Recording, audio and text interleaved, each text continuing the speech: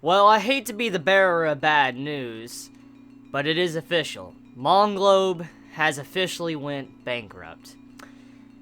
It was just confirmed on Anime News Network. They made an article about it. I'll have it in the description for you can check it for yourself. There's not much that we didn't already know, but it pretty much lets us know it's confirmed to be bankrupt. The studio is bankrupt, and the sad thing is there's many animators and all that have lost their jobs. It's kind of sad. I hope some companies in Japan pick them up and, have them work on other projects. But for now, there's one question that's circulating the internet right now about Manglobe's bankruptcy.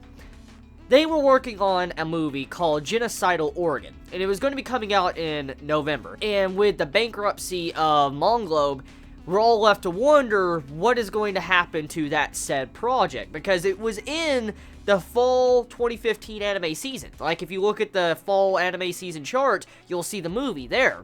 And so the question is what is going to happen to Genocidal Oregon? Because there has been I've actually seen YouTubers tell me to watch that. I didn't even realize it until I started thinking about it.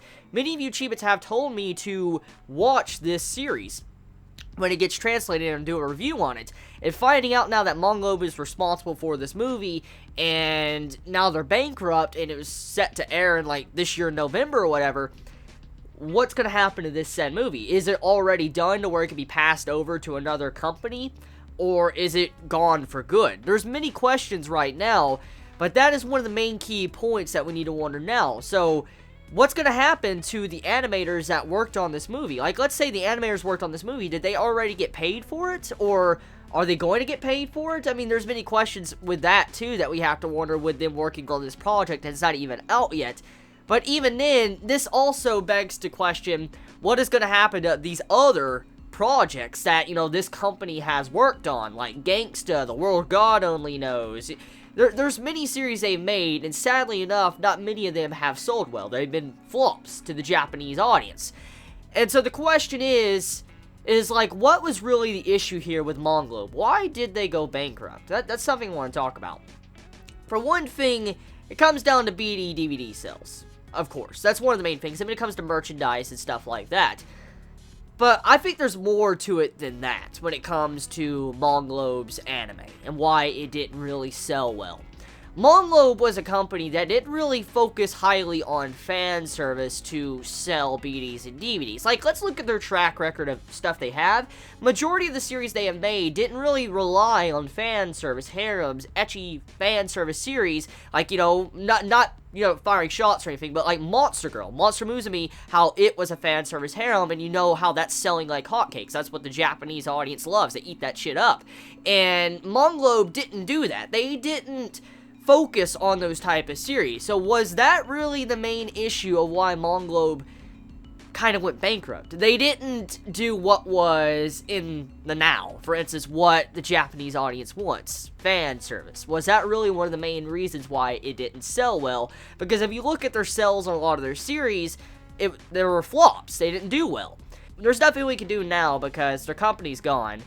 And I hope the employees that were a part of this company are able to find work in the near future. And hopefully, some company, maybe, Bones, Studio Bones, maybe even Toei. Yes, Toei has, many fans of certain series have issues with Toei.